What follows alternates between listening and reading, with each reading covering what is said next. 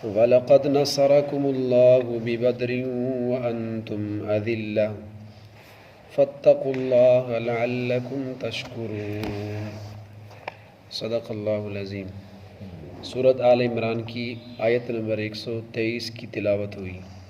ترجمہ ہے وَلَقَدْ نَصَرَكُمُ اللَّهُ بِبَدْرٍ، اور البتہ تحقیق اللہ نے تمہاری مدد کی تھی بدر کے موقع پر۔ وَأَنْتُمْ أَذِلَّةٌ، اور درا حال ہے کہ تم اس وقت بہت کمزور تھے۔ فَاتَّقُوا اللَّهَ، پس ڈرو اپنے رب سے۔ لَعَلَّكُمْ تَشْكُرُونَ، تاکہ تم شکر کرنے والے بن جاؤ۔ گزشتہ آیات میں غزوہ احد کا تذکرہ تھا، اور اس آیت میں اللہ پاک نے اجمالاً غزوہ بدر کا ذکر فرمایا کہ غزوہ بدر کو یاد کرو نا، نصرکم اللہ ببدر، کہ جب اللہ تعالیٰ نے مسلمانوں کی مدد کی تھی۔ تم صحابہ کرام کی، مومنوں کی اللہ نے کس طرح مدد کی؟ وانتم اذلہ، تم اس وقت بہت کمزور تھے۔ اذلہ عربی میں ذلتن سے ہے، جس کا لفظی معنی ہوتا ہے ذلیل، لیکن یہاں اس کا معنی ذلیل نہیں، اس کا معنی ہے کمزور، کہ تم طاقت میں اس وقت بہت کمزور تھے۔ مختصر پس منظر یوں ہے غزوہ بدر کا کہ غزوہ بدر کفر و شرک کے درمیان سب سے پہلا معرکۃ الآراء جنگ تھی۔ قرآن مجید نے اس کو مختلف ناموں سے بھی ذکر کیا۔ ایک جگہ اس کو یوم الفرقان بھی کہا گیا، فیصلے کا دن۔ کفر اور اسلام شرک کے درمیان ایک اٹل ایسا دن تھا کہ کفر واضح ہو گیا اور اسلام ایمان بھی واضح ہو گیا، تو یوم الفرقان بھی اس کو کہتے ہیں۔ بدر جو ہے یہ مدینہ طیبہ سے تقریباً 80 میل کے فاصلے پر ایک گاؤں کا نام ہے۔ اصل میں وہاں شروع میں ابتدا میں ایک آدمی تھا جس کا نام تھا بدر ابن قیس۔ اس نے اس جگہ پر ایک کنواں کھودا تھا، تو اس کنویں کا نام تھا بدر، تو وہ بدر کے نام سے مشہور ہو گیا۔ بعد میں اتنا مشہور ہوا کہ اس پورے علاقے کا نام بدر رکھ دیا گیا۔ تو یہ بدر جو جگہ تھی 80 میل کے فاصلے پر، یہاں یہ لڑائی ہوئی، اور اس میں مسلمانوں کی تعداد جو تھی وہ مشہور روایت کے مطابق 312، اور ایک حضور صلی اللہ علیہ وسلم خود بھی ساتھ تھے، تو کل 313 ہو گئے۔ تو مسلمانوں کی تعداد 313، اور تعداد میں جو کافر تھے وہ 1000 کی تعداد میں آئے تھے۔ وَأَنْتُمْ أَذِلَّةٌ، تم بہت کمزور تھے۔ کمزور کا مطلب ہے تعداد میں بھی تم کم تھے کافروں کے مقابلے میں، اور تمہارے پاس لڑنے کا جو ساز و سامان تھا وہ بھی بالکل نہ ہونے کے برابر۔ سواریاں کتنی تھیں؟ صرف 2 گھوڑے، اور اونٹ 70 کی تعداد میں اونٹ تھے، اور لڑنے کے لیے سب سے بنیادی اسلحہ جو تلوار ہوتا ہے، ٹوٹل 8 تلواریں تھیں، اور زرہ کے بغیر تو کوئی جنگجو میدان میں آتا ہی نہیں تھا۔ حضرات صحابہ کرام کے پاس ٹوٹل 6 زریں تھیں۔ زرہ پہن کر اپنے آپ کو سیف کر کے محفوظ کر کے آنا ہوتا ہے، تو 8 تلواریں، 6 زریں، 2 گھوڑے اور 70 اونٹ۔ 70 اونٹ 313 کے لیے سواری بھی نہیں بنتے تھے، ایک اونٹ پر 2 3 لوگ سوار تھے۔ اور اس موقع پر خود احادیث میں آتا ہے حضور صلی اللہ علیہ وسلم، آپ اور آپ کے ساتھ حضرت علی کرم اللہ وجہ، حضرت اسید بن حضیر رضی اللہ تعالیٰ عنہ، یہ تینوں حضرات، تینوں بزرگ، تینوں شخصیات ایک ہی اونٹ پر سوار تھے، اور باری باری جو آپ کبھی ایک سوار ہو جاتا اور 2 پیدل چلتے، تو حضور علیہ الصلوۃ والسلام کی جب باری آتی پیدل چلنے کی، تو حضرت علی، حضرت اسید نے فرمایا یا رسول اللہ آپ پیدل نہ چلیں، آپ سوار ہوں، ہم پیدل چلتے ہیں، آپ کی باری میں بھی ہم پیدل چلیں گے۔ تو آپ نے فرمایا کہ میں تم سے طاقت میں کمزور نہیں ہوں، تو آپ نے فرمایا میں اپنی باری میں خود ہی پیدل چلوں گا۔ تو یہ ایک انصاف کا تقاضا تھا، آپ بھی پیدل چل رہے تھے۔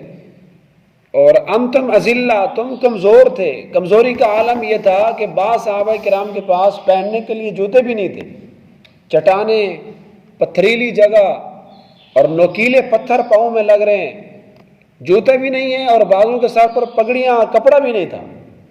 تو اس حالت کے اندر ادھر رمضان شریف کا مہینہ تھا، 17 رمضان کو یہ معرکہ پیش آیا، تو کتنی پریشانی تھی تمہارے لیے، کتنے تم کمزور تھے، لیکن اللہ پر توکل کرتے ہوئے سارے کے سارے میدان میں نکل پڑے۔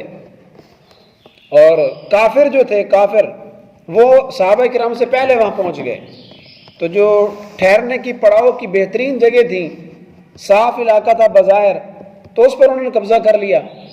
بدر جو کنواں تھا صحابہ کے جانے سے پہلے اس پر بھی قبضہ ہو گیا تھا، پینے کے لیے پانی کے لیے بھی مشقت تھی، رہنے کے لیے صحیح جگہ بھی نہیں تھی۔ ناصرکم اللہ، تم دیکھو نا پھر اللہ نے کس طرح مدد کی تھی۔ یہاں تو بالکل اجمال ہے، آگے انشاءاللہ سورۃ انفال میں اس واقعے کو پوری تفصیل سے بیان فرمایا۔ اللہ نے مدد کس طرح کی، آسمان سے بارش آ گئی، تو صحابہ کرام ریت کی جگہ پر بیٹھے تھے، تو کافر سارے کہہ رہے تھے بھی دیکھو ان کے لیے تو صحیح جگہ بھی نہیں ہے، ریت پر بیٹھے ہیں، اور ہم نے جو ہے صحیح جگہ پر قبضہ کر لیا۔ لیکن اللہ کی طرف سے ایسا ہوا، جب بارش آئی تو مسلمان جو تھے تھوڑی سی اونچی جگہ پر تھے، ریت والی جگہ پہ تھے، تو بارش کی وجہ سے وہ ریت جم گئی اور مسلمانوں نے پانی بھی جمع کر لیا، اور جہاں کافر بیٹھے تھے وہاں سارا سیلاب آ گیا، تو کافروں کے لیے پڑاؤ کی جگہ بھی مشکل ہو گئی، سارا پانی کا پانی ہے، تالاب بھرے ہوئے ہیں، اور مسلمانوں کی اللہ نے مدد کی کہ پینے کے لیے پانی بھی جمع کر لیا، اور جس ریت پر بیٹھے تھے وہ ریت بھی جم گئی، تو بڑی مضبوطی کے ساتھ استقلال کے ساتھ صحابہ کرام چل رہے تھے۔ آپ کے لیے جو بارش تھی وہ اللہ کی طرف سے ایک مدد ثابت ہوئی۔ اور پھر جنگ آپ نے کس طرح جیتی، حضور علیہ الصلوۃ والسلام نے اس غزوہ بدر کے موقع پر آپ نے ایک ریت کی اور کنکریوں کی ایک مٹھی بھری اور کافروں کی طرف پھینکی اور فرمایا شاہت الوجوہ، ناکام ہوئے ان لوگوں کے چہرے۔ تو اللہ تبارک و تعالیٰ نے آپ کی یہ مٹھی، آپ کی یہ ریت سب کافروں کی آنکھوں تک پہنچائی، اور سارے کے سارے اندھے ہو گئے، سب کی آنکھوں کے اندر جو ہے ریت پڑ گئی۔ قرآن مجید میں سورۃ انفال میں اللہ پاک نے آپ کے اس معجزے کو ذکر فرمایا کہ اس میں کمال آپ کا نہیں، آپ نے مٹی پھینکی اور کافروں کی آنکھوں تک پہنچانے والا میں تھا۔ وما رمیت اذ رمیت ولکن اللہ رمی، پہلے کئی دفعہ یہ ذکر ہو چکا، نبی کا معجزہ ہو یا ولی کی کرامت، اس میں ان حضرات کا کوئی کمال نہیں ہوتا، اس میں طاقت اور زور جو ہوتا ہے وہ اللہ کی طرف سے ہوتا ہے، اور ان کا اپنا ذاتی اختیار بھی نہیں ہوتا۔ تو اللہ پاک نے اس بارے میں فرمایا وما رمیت اذ رمیت، اے نبی وہ جو آپ نے مٹھی بھر کے پھینکی تھی نا، آپ نے نہیں پھینکی تھی، ولکن اللہ رما، کس نے پھینکی تھی؟ وہ اللہ نے ہی پھینکی تھی۔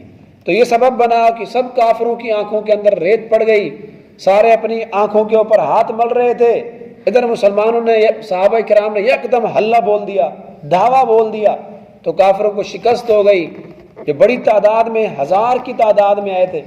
قرآن مجید اس بارے میں فرماتا ہے کم من فئۃ قلیلۃ غلبت فئۃ کثیرۃ باذن اللہ، کتنی چھوٹی سی جماعتیں ہوتی ہیں، لڑائی میں تعداد میں بہت کم ہوتے ہیں، لیکن جب اللہ کا حکم ہوتا ہے ہزاروں پر بھاری ہوتے ہیں۔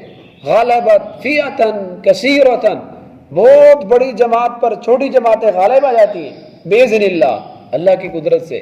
تو غزوہ بدر میں ایسا ہی ہوا، 313 ہزاروں پر بھاری ہو گئے، 1000 شکست کھا گئے، 70 کافر مارے گئے، 70 قیدی ہو گئے، اور باقی ایسے تھے کہ ان کو بھاگنے کی کوئی جگہ نہیں مل رہی تھی۔ تو اسی بات کا غزوہ بدر میں جو اللہ پاک نے مسلمانوں کو فتح دی، اور اس موقع پر اللہ کی طرف سے بہت سارے انعامات ہوئے، اللہ اس کا ذکر فرما رہے ہیں وَلَقَدْ نَصَرَكُمُ اللَّهُ بِبَدْرٍ، البتہ تحقیق اللہ نے تمہاری غزوہ بدر میں تمہاری مدد کی تھی، وَأَنْتُمْ أَذِلَّةٌ، اور تم اس وقت بہت کمزور تھے، طاقت میں، لڑائی کے ساز و سامان میں، اسلحہ میں، فَاتَّقُوا اللَّهَ، دیکھو اللہ سے ڈرو، لَعَلَّكُمْ تَشْكُرُونَ، تاکہ تم شکر کرو۔